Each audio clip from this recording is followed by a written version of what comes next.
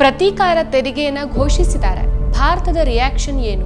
ಒಂದೊಂದು ದೇಶಕ್ಕೆ ಒಂದೊಂದು ರೀತಿಯಲ್ಲಿ ತೆರಿಗೆನ ಜಡಾಯಿಸಲಾಗಿದೆ. ಅಮೆರಿಕಾಗೆ ಕಷ್ಟ ಆಗೋ ರೀತಿಯಲ್ಲಿ ಚೀನಾ ಕ್ರಮ ತೆಗೆದುಕೊಳ್ಳೋಕೆ ಮುಂದಾಗಿದೆ.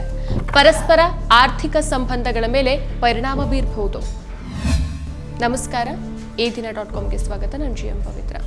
ಅಮೆರಿಕದ ಅಧ್ಯಕ್ಷರಾಗಿ ಡೊನಾಲ್ಡ್ ಟ್ರಂಪ್ ಅಧಿಕಾರವನ್ನು ಸ್ವೀಕರಿಸಿದ ನಂತರ ದಿನಾ ಬೆಳಗ್ಗೆ ಆದರೆ ಇನ್ನೇನು ಹೊಸ ಕಾನೂನು ಜಾರಿಗೆ ತರ್ತಾರೋ ಅನ್ನೋ ಭಯ, ಭೀತಿ, ಕಾತುರದಿಂದ ಜನ ನೋಡುವಂತಾಗಿದೆ. ಯಾಕಂದ್ರೆ ಪ್ರತ್ಯಕ್ಷವಾಗಿ ಅಥವಾ ಪರೋಕ್ಷವಾಗಿ ವಿಶ್ವದ ಬಹುತೇಕ ಎಲ್ಲ ರಾಷ್ಟ್ರಗಳ ಮೇಲೆ ಒಂದಲ್ಲ ಒಂದು ರೀತಿಯಲ್ಲಿ ಅಮೆರಿಕದ ಪ್ರಭಾವ ಇದ್ದೇ ಇರುತ್ತೆ. ಪ್ರತೀಕಾರದ ತೆರಿಗೆ ರೆಸಿಪ್ರೋಕಲ್ ಟ್ಯಾರಿಫ್ ಅನ್ನ ಘೋಷಿಸಿದ್ದಾರೆ. ಒಂದೊಂದು ದೇಶಕ್ಕೆ ಒಂದೊಂದು ರೀತಿಯಲ್ಲಿ ತೆರಿಗೆನ ಜಡಾಯಿಸಲಾಗಿದೆ. ಯಾವ್ಯಾವ ದೇಶಕ್ಕೆ ಎಷ್ಟೆಷ್ಟು ಸುಂಕವನ್ನು ವಿಧಿಸಿದ್ದಾರೆ, ಅದಕ್ಕೆ ಪ್ರತಿಯಾಗಿ ಆ ದೇಶಗಳು ಅಮೆರಿಕಾಗೆ ಹೇಗೆ ಟಕ್ಕರ್ ಕೊಟ್ಟಿದೆ, ಭಾರತದ ರಿಯಾಕ್ಷನ್ ಏನು, ಇವತ್ತಿನ ಈ ವಿಡಿಯೋದಲ್ಲಿ ಇದಿಷ್ಟು ವಿಷಯಗಳ ಬಗ್ಗೆ ಚರ್ಚೆ ಮಾಡ್ತಾ ಹೋಗೋಣ. ಅದಕ್ಕೂ ಮೊದಲು ನೀವಿನ್ನು ನಮ್ಮ ಚಾನಲ್ಗೆ ಸಬ್ಸ್ಕ್ರೈಬ್ ಆಗಿಲ್ಲ ಅಂತಂದ್ರೆ ಈ ಕೂಡಲೇ ಸಬ್ಸ್ಕ್ರೈಬ್ ಮಾಡ್ಕೊಳ್ಳಿ. ಹಾಗೆ ಪಕ್ಕದಲ್ಲಿರುವಂತಹ ಬೆಲ್ ಐಕನ್ ಕ್ಲಿಕ್ ಮಾಡೋದನ್ನ ಯಾವುದೇ ಕಾರಣಕ್ಕೂ ಮರಿಬೇಡಿ. ಚೀನಾದ ಸರಕುಗಳಿಗೆ ಅಮೆರಿಕ ಅತಿ ಹೆಚ್ಚು ಸುಂಕವನ್ನು ವಿಧಿಸಿದ್ದ ಬೆನ್ನಲ್ಲೇ ಚೀನಾ ಸಹ ಪ್ರತಿಸುಂಕದ ಕ್ರಮವನ್ನ ಘೋಷಿಸಿದೆ.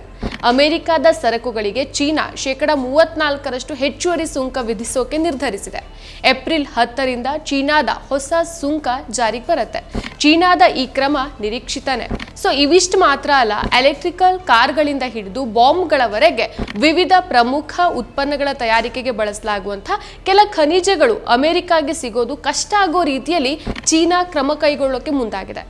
ಈಗ 34% ಹೆಚ್ಚುವರಿ ತೆರಿಗೆಯೂ ಸೇರ್ಪಡೆ ಆದರೆ ಕೆಲ ಸರಕುಗಳಿಗೆ ಒಟ್ಟು ಸುಂಕ 60% ಆ ಕಡೆ ಅಮೆರಿಕ ಮೊನ್ನೆ ಚೀನಾ ಸರಕುಗಳ ಮೇಲೆ 34% ಹೆಚ್ಚುವರಿ ಸುಂಕವನ್ನು ವಿಧಿಸಿತ್ತು. ಸೊ ಮೂಲ ಸುಂಕವನ್ನು ಸೇರಿಸಿದ್ರೆ ಒಟ್ಟಾರೆ ಟ್ಯಾರಿಫ್ 44% ಆಗತ್ತೆ. ಚೀನಾ ಈಗ ಇನ್ನೂ ಒಂದು ಹೆಜ್ಜೆ ಮುಂದೆ ಹೋಗಿದೆ. ಚೀನಾದಲ್ಲಿ ವಿಶೇಷವಾಗಿ ಲಭ್ಯ ಇರುವಂತಹ ಕೆಲ ಅಪರೂಪ ಖನಿಜಗಳು ಅಮೆರಿಕಾಗೆ ಸಿಗದೇ ಇರೋ ರೀತಿ ಮಾಡೋಕೆ ಚೀನಾ ಕ್ರಮವನ್ನ ಕೈಗೊಳ್ಳೋಕೆ ತೋರ್ತಾ ಇದೆ. ಸೊ ಇದರಲ್ಲಿ ಗ್ಯಾಡೋಲಿಯಂ ಮತ್ತು ವೈಟ್ರಿಯಂ ಮೊದಲಾದಂತಹ ರೇರ್ ಅರ್ತ್ ಎಲಿಮೆಂಟ್ ಅಥವಾ ಅಪರೂಪದ ಭೂ ವಸ್ತುಗಳು ಸಹ ಸೇರಿದೆ. ಸೊ ರೇರ್ ಅರ್ತ್ ಎಲಿಮೆಂಟ್ಸ್ ಅನ್ನೋದು ತಂತ್ರಜ್ಞಾನ ಉತ್ಪನ್ನಗಳ ತಯಾರಿಕೆಗೆ ಬಳಸುವಂತಹ ಹೇಳಿ ಮಾಡಿಸಿದ ಗುಣವನ್ನು ಹೊಂದಿರುತ್ತೆ. ಹೀಗಾಗಿ ಇವುಗಳಿಗೆ ಬಹಳ ಬೇಡಿಕೆ ಇರುತ್ತೆ. ಎಲೆಕ್ಟ್ರಿಕ್ ಕಾರ್ಗಳಿಂದ ಹಿಡಿದು ಬಾಂಬ್ಗಳವರೆಗೆ ಹಲವು ತಂತ್ರಜ್ಞಾನ ಆಧಾರಿತ ಉತ್ಪನ್ನಗಳ ತಯಾರಿಕೆಗೆ ಈ ಕಚ್ಚಾ ವಸ್ತು ಬೇಕಾಗೇ ಆಗತ್ತೆ. ಸೊ ಇದು ಹೆಚ್ಚಾಗಿ ಸಿಗೋದು ಚೀನಾದಲ್ಲಿ. ಹೀಗಾಗಿ ಚೀನಾ ಮೇಲೆ ಇಡೀ ವಿಶ್ವವೇ ಅವಲಂಬಿತವಾಗಿದೆ. ಇದನ್ನ ಚೀನಾ ತನಗೆ ಅನುಕೂಲ ಆಗೋ ರೀತಿಯಲ್ಲಿ ಬಳಸಿಕೊಳ್ಳೋಕೆ ಮುಂದಾಗಿದೆ. ನಿಮ್ಮ eDina.com ನಮ್ಮ ಕರ್ನಾಟಕ ಎಂಬ ವಿಶೇಷ ಸಂಚಿಕೆಯನ್ನು ನಿಮಗಾಗಿಯೇ ಹೊರತಂದಿದೆ. ಕರ್ನಾಟಕದ 50 ವರ್ಷಗಳ ಎಲ್ಲ ವಿಷಯಗಳನ್ನು ಒಮ್ಮೆಗೆ ಓದಿ ನಿಮ್ಮ ಮಕ್ಕಳಿಗೂ ಓದಿಸಿ. ಇನ್ನೇಕೆ ತಡ, ಕರೆ ಮಾಡಿ ಅತ್ಯುತ್ತಮ ಪುಸ್ತಕವನ್ನು ನಿಮ್ಮದಾಗಿಸಿಕೊಳ್ಳಿ. ಇನ್ನು ಟ್ರಂಪ್ ಕೆನಡಾದ ಮೇಲೆ 25% ಸುಂಕವನ್ನು ವಿಧಿಸೋದಾಗಿ ಹೇಳಿದ್ದಾರೆ.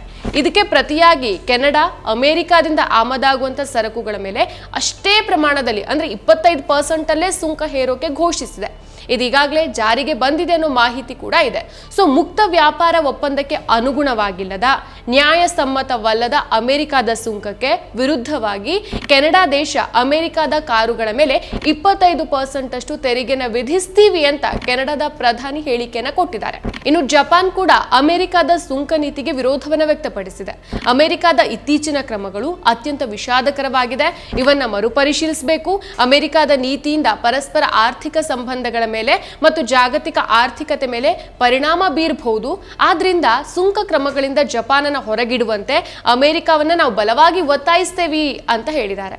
ಇನ್ನು ಆಸ್ಟ್ರೇಲಿಯಾ ಸಹ ಈ ಬಗ್ಗೆ ತಮ್ಮ ಅಸಮಾಧಾನವನ್ನು ವ್ಯಕ್ತಪಡಿಸಿದೆ. ಟ್ರಂಪ್ ಅವರ ಈ ಏಕಪಕ್ಷೀಯ ಕ್ರಮ ಆಸ್ಟ್ರೇಲಿಯಾಗೆ ಅನಿರೀಕ್ಷಿತ ಏನಲ್ಲ, ಇದರಿಂದಾಗಿ ಜಾಗತಿಕ ಆರ್ಥಿಕತೆಯಲ್ಲಿ ಅನಿಶ್ಚಿತತೆಯನ್ನ ಹೆಚ್ಚು ಮಾಡತ್ತೆ. ಸೊ ಅಮೆರಿಕದ ಮನೆಗಳಿಗೆ ವೆಚ್ಚವನ್ನ ಹೆಚ್ಚಿಸುತ್ತೆ. ಅದಕ್ಕಾಗಿನೇ ನಮ್ಮ ಸರ್ಕಾರ ಪರಸ್ಪರ ಸುಂಕಗಳನ್ನ ವಿಧಿಸೋಕೆ ಪ್ರಯತ್ನಿಸೋದಿಲ್ಲ. ಹೆಚ್ಚಿನ ಬೆಲೆಗಳು ಮತ್ತು ನಿಧಾನಗತಿಯ ಬೆಳವಣಿಗೆಗೆ ಕಾರಣ ಆಗುವಂತ ಸ್ಪರ್ಧೆಯಲ್ಲಿ ಭಾಗವಹಿಸೋದಿಲ್ಲ. ಇದು ಸ್ನೇಹಪರ ಕ್ರಮ ಅಲ್ಲ. ನಮ್ಮ ವಿದೇಶಿ ವಿನಿಮಯಕಾರರಿಂದ ಈ ಅನ್ಯಾಯದ ಸುಂಕಗಳನ್ನ ತೆಗೆದುಹಾಕಬೇಕು ಅಂತ ನಾವು ವಾದ ಮಂಡಿಸ್ತೀವಿ ಅಂತ ಹೇಳಿದ್ದಾರೆ. ಹಾಗೇನೆ ಜರ್ಮನಿ ಸಹ ಈ ಅಮೆರಿಕದ ಟ್ಯಾರಿಫ್ ಅನ್ನ ವಿರೋಧ ಮಾಡಿದೆ. ಜರ್ಮನ್ನ ಚಾನ್ಸೆಲರ್ ಅವರು ಅಮೆರಿಕದ ಹೊಸ ಸುಂಕವನ್ನ ಮೂಲಭೂತವಾಗಿ ತಪ್ಪಾದ ಕ್ರಮ, ಇದಕ್ಕೆ ಪ್ರತಿಯಾಗಿ ಬರ್ಲಿನ್ ಯುರೋಪಿಯನ್ ಒಕ್ಕೂಟ ಅಮೆರಿಕದ ತಂತ್ರಜ್ಞಾನ ದಿಗ್ಗಜರನ್ನ ಗುರಿಯಾಗಿಸಿಕೊಂಡು ಪ್ರತಿಕಾರವನ್ನ ತೀರಿಸಿಕೊಳ್ಳಬಹುದು ಅಂತ ಎಚ್ಚರಿಕೆ ಕೊಟ್ಟಿದ್ದಾರೆ. ಸೊ ಅಮೆರಿಕದ ಸುಂಕ ನೀತಿಗೆ ಭಾರತ ಹೇಗೆ ರಿಯಾಕ್ಟ್ ಮಾಡಿದೆ ಅನ್ನೋದನ್ನು ನೋಡ್ಬೇಕಲ್ವಾ. ಭಾರತದಿಂದ ಆಮದಾಗುವಂತ ಸರಕುಗಳ ಮೇಲೆ 26% ಸುಂಕವನ್ನು ವಿಧಿಸಲಾಗಿದೆ. ಟ್ರಂಪ್ ಸರ್ಕಾರ ಭಾರತ ಅಮೆರಿಕದ ಸರಕುಗಳ ಮೇಲೆ ಹೆಚ್ಚು ಸುಂಕವನ್ನು ಹೇರ್ತಾ ಇದೆ. ಇದಕ್ಕೆ ಪ್ರತಿಯಾಗಿ ಈ ಕ್ರಮವನ್ನು ತೆಗೆದುಕೊಳ್ಳಲಾಗಿದೆ. ಸದ್ಯ ಈಗ ಎಲ್ಲಾ ಉತ್ಪನ್ನಗಳ ಮೇಲೆ 26% ಅಂತ ಹೇಳಿದ್ದಾರೆ. ಆದ್ರೆ ಅದು 27%ಗೆ ಬಂದು ನಿಲ್ಲುವಂತ ಸಾಧ್ಯತೆಗಳಿದೆ. 27% ಆಮದು ಸುಂಕ ಅಮೆರಿಕ ವಿಧಿಸಿದೆ. ಈಗಾಗಲೇ ಸ್ಟೀಲ್, ಅಲ್ಯೂಮಿನಿಯಂ, ಆಟೋಮೊಬೈಲ್ ಉತ್ಪನ್ನಗಳ ಮೇಲೆ ತೆರಿಗೆ ಹೆಚ್ಚಿರುವಂತಹ ಟ್ರಂಪ್ ಈಗ ಭಾರತದ ಈ ಪ್ರಮುಖ 10 ಉತ್ಪನ್ನಗಳ ಮೇಲೂ ಸಹ ರಫ್ತು ಮಾಡೋದು ದುಬಾರಿ ಆಗೋಗ್ಬಿಡತ್ತೆ. ಈ ಹಿಂದೆ ಬರ್ತಾ ಇದ್ದಂತ ಆದಾಯಕ್ಕಿಂತ ಕಡಿಮೆ ಆದಾಯ ಬರುತ್ತೆ. ಅಷ್ಟೇ ಅಲ್ಲ, ಸರಕುಗಳ ಉತ್ಪಾದನಾ ಸಂಸ್ಥೆಗಳಿಗೆ ಹಿನ್ನಡೆ ಆಗತ್ತೆ. ಇಷ್ಟೆಲ್ಲ ಗೊತ್ತಿದ್ರೂ ಸಹ ಮೋದಿಜಿ ಈ ಸುಂಕ ನೀತಿಯನ್ನು ವಿರೋಧ ಮಾಡಿಲ್ಲ. ಬದಲಿಗೆ ನಾವು ಸುಂಕವನ್ನು ಕಡಿಮೆ ಮಾಡಿದ್ರೆ ಅಮೆರಿಕ ಸಹ ಕಡಿಮೆ ಮಾಡಬಹುದು ಅನ್ನೋ ಭ್ರಮೆಯಲ್ಲಿ ಭಾರತ ಅಮೆರಿಕ ಮೇಲಿನ ಸುಂಕವನ್ನ ಕಡಿಮೆ ಮಾಡ್ಕೊಂಡಿದ್ದಾರೆ.